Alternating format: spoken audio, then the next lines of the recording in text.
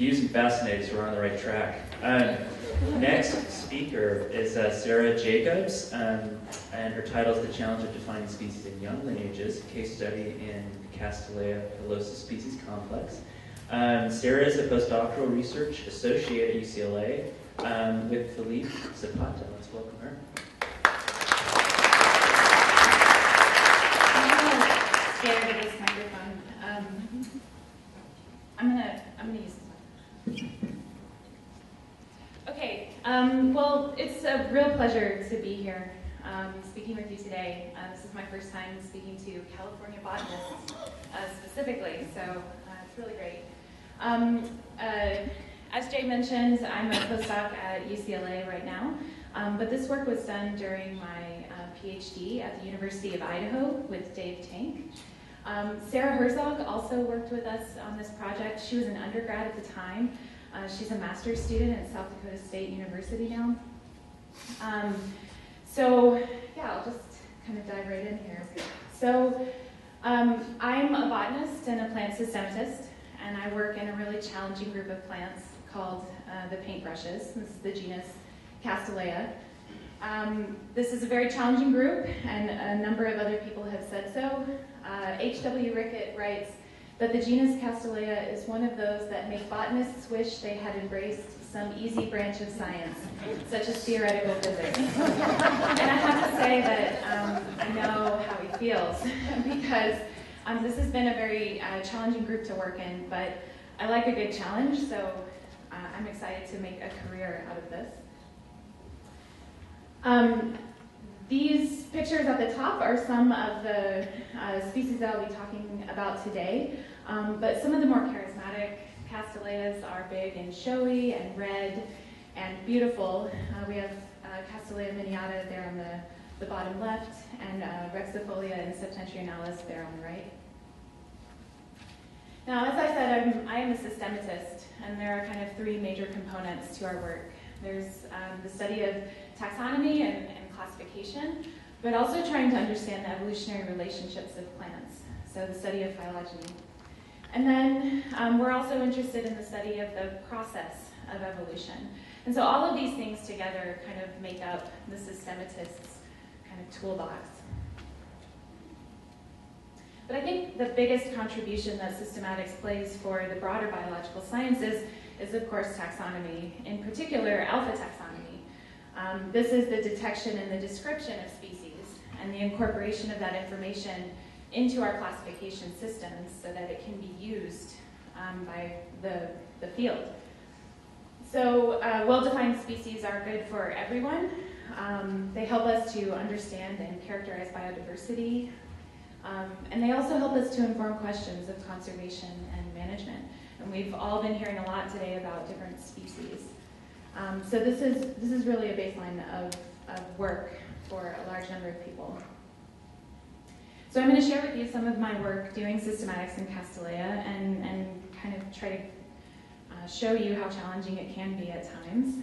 But first I want to take a minute to talk about the process of speciation and to kind of highlight times when defining species can be more challenging and times when it might be a little bit easier. So, okay, maybe I'll walk over here now. Okay, so if you can imagine a point in time where there's two populations that exist, and they're part of the same species. And let's say that as time goes by, these populations begin to acquire different traits that distinguish them. They might be morphological traits or ecological traits or maybe genetic traits. But as time goes by, more and more of these traits are acquired by these populations, such that at some point in the future, towards the top of this graph here, these populations are so distinct from one another that they're very easy to tell apart. And if we observe populations at this point in time, it's really no challenge for us to define species. If, however, we happen to observe these populations at an earlier stage of the process, for example, this is not very bright. For example, down here, when only one or two or maybe three criteria have been acquired by those populations, then defining species boundaries can be even more challenging. And it's challenging for a number of reasons. First of all, we don't know what traits have been acquired by those populations. So it could be morphological, but maybe not. It could be ecological, but maybe not. Also, we don't know the order that they're acquired. For those two reasons, in particular, this trying to define species in this area is very challenging, and that's why it gets this kind of gray zone of speciation, where distinguishing one versus two species is particularly challenging. So when we talk about doing species delimitation, especially at the earliest stages of the speciation process, kind of the gold standard of robust species delimitation is to use multiple lines of evidence, because again, no single line of evidence will necessarily reflect species boundaries, and also multiple analytical approaches. So a lot of the analyses that we use, well, all analyses that we use, have assumptions that are built into them. And if we break those assumptions with our data, we run the risk of incorrect inferences. And so it's really important to use multiple analytical approaches to kind of corroborate our lines of evidence. So Castilleja is definitely a genus that we think is in the early stages of the speciation process. We think that the bulk of the diversity has really been generated in the last 200,000 years or so, which sounds like a long time, but it is a relatively short amount of time, evolutionarily speaking. So I'm going to share with you today the Castilleja pilosa species complex.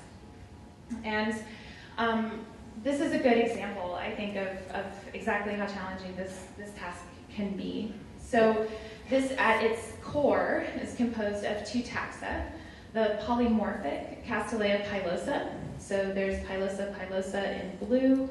There's this endemic variety Steenensis in Steens Mountain in southeastern Oregon. And then pilosa longispica, which occurs in the central Rocky Mountains here, primarily in Idaho. And it's closely related to Castilleja nana, which is here in yellow and might be a little difficult to see. But it occurs in the Sierra Nevada and east into the high elevation mountains in the Great Basin. And these two entities are part of a larger kind of morphological alliance in Castilleja that all have a similar floral form that you can see at the top of the screen here. There have been a couple of there has been some recognition of parts of these populations as being warranted of conservation and management, particularly the Steens Mountain populations and these northern populations of longispica. But it's important to point out that the taxonomy here is challenging to work with, in large part because most of what we know about these species as they're currently described is based on regional treatments. And we're certainly finding out that, especially in Castilleja, we need to consider the species as a whole thing across its entire distribution to get our best estimate of species boundaries. And so that has been one of the big goals of this particular project. So when we started out with our delimitations, we started with kind of the hypothesis of the current taxonomic boundaries. So what we're doing here is testing the independence of each of these named varieties and of Castilleja nana. And in the next two slides, I want to show you kind of what our expectations might be with the data that we've collected if these were independent lineages. So if we gathered a morphological or an environmental data set that we did a PCA or a principal coordinates analysis on, we might find that these entities would cluster together into these kind of unique and distinguished groups. And these might correspond to these particular entities, and then we would say we would have that kind of level of recognition of species. Similarly, if we use molecular data to infer a species tree, for example, these would be considered independent entities if they have their own branches on the species tree, and if we add individuals to those branches, they would all kind of be with their or the other individuals named for that entity. Now, in contrast to that, we might find that maybe pilosa longispica and pilosa pilosa are not molecularly distinct from one another, and then our species tree might look something like this. And so here I've noted that the bar goes across to contain these two entities. So when we approached this project, we gathered three primary data sets. We have a morphological data set with using diagnostic features from all of those regional treatments. We performed principal coordinates analyses and then clustering analyses to see if there was morphological structure in our data set. We also collected environmental data set and a molecular data set. And I'm really breezing over the amount of work that went into generating these data sets.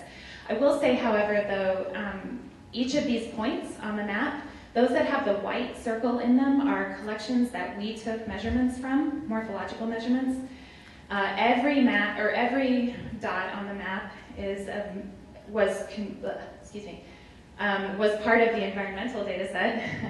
And then several of the dots on this map was part of the molecular data set. And all of this, almost all of this came from herbarium data. So absolutely essential for this work. So these are the results of our independent delimitations. And I'm going to just clean this up a little bit and show you that with our morphological data set, we found that there's no distinction between any of the pilosa varieties.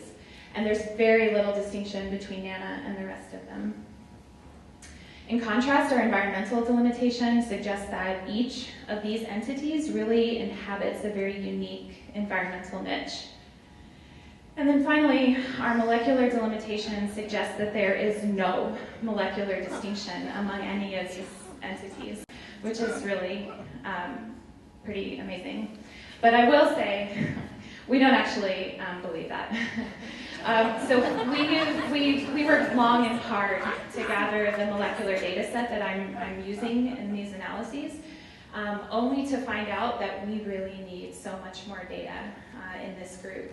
There is a ton of gene flow that happens when species are proximal in the field, and we have a hard time teasing that kind of messy signal from the actual evolutionary relationships that likely exist there. And so future work in this group and all of Castilleja is going to be to build a much bigger and more robust data set that we can better assess this with. However, let's pretend that this is the actual delimitation across all of the different types of data. I think it's going to be very common for us to find situations like this in Castilleja, or to continue to find these situations. And so I'd like to practice what I'm going to say here. First of all, we look for corroboration across our different lines of evidence, because remember, we can't or we don't know what data will tell us where species boundaries are. And so it'd be best if there were 2+ data types that tell us where species boundaries are. In lieu of corroborative evidence, we might decide subjectively to prioritize one of these data types over another. But here we run into problems because, as I said, our molecular data sets are not so trustworthy, or at least I don't have good faith in them yet. And so then we would be left to say, well, environmental data is more important, or morphological data is more important to define species, but we know that morphology is not always indicative of species boundaries. So we kind of run into an issue trying to decide which those might be. And then also, and so instead of trying to prioritize, wouldn't it be nice if we could have a fully integrated, very objective approach to analyzing this data, where each type of data contributes equally to the delimitation. And unfortunately, there really are no methods available to us. There are certainly methods that allow us to analyze molecular data at the same time as morphological data, for example, but it usually prioritizes a molecular signal over anything else. And so this is kind of where the field of species delimitation is waiting, just for the next bit of theory to help us find some ways to put that into an analytical framework. So all of this work really is good for something. It certainly refines our understanding of diversity in Castilleja and helps people who are interested in the evolutionary process to study these types of early stages of the speciation process. And of course, this can also lead towards management and conservation decisions. So, do I have just one more minute, maybe? You have 5 minutes. I have 5 minutes. Okay, I'm gonna show For one questions. for questions. Yeah. Okay, I'm sorry if I'm taking question time away. I want to show one more figure, and so this is kind of diving into the details of our. So, some context here. Sorry. Another thing that's cool that comes out of this really detailed work is a little bit of insight into why it's so challenging to identify Castilleja, particularly when you're in the field. So here I'm focusing on Castilleja pilosa in the Sierra Nevada. You can see this little subset here. And this is, the range broadly overlaps with Nana in these areas. Nana tends to be at higher elevation, with pilosa being at lower elevations, but their ranges will completely overlap at an elevational band. And when Nana gets a little lower, it gets a little taller. And when pilosa climbs a little higher, it gets a little shorter. And these puppies are hard to tell apart. I can't tell you how many entries in my field notebook say Castilleja nanalosa or Piana, because I couldn't decide which one it was. And when we look at the actual position of collections like this in our morphological analyses, you totally see it with the measurements. So this is our principal coordinates analysis. This kind of bulk of specimens here, these are all of those pilosa varieties. And here's Nana right next door and completely overlapping in here. And these individuals that are circled in blue that exist in those kind of overlapping areas are all here in the Sierra Nevada where these ranges really overlap. And if we look at the raw trait values, you can see that this particular pilosa individual falls right into the general distribution of Nana measurements. And so we just have a super hard time telling these things apart morphologically. And I always thought that was kind of neat. It came up from some of our work. So anyway, this is an ongoing project. I hope to be able to check back in with you guys and let you know what I find out with better molecular data. But until then, I'd be happy to take any questions.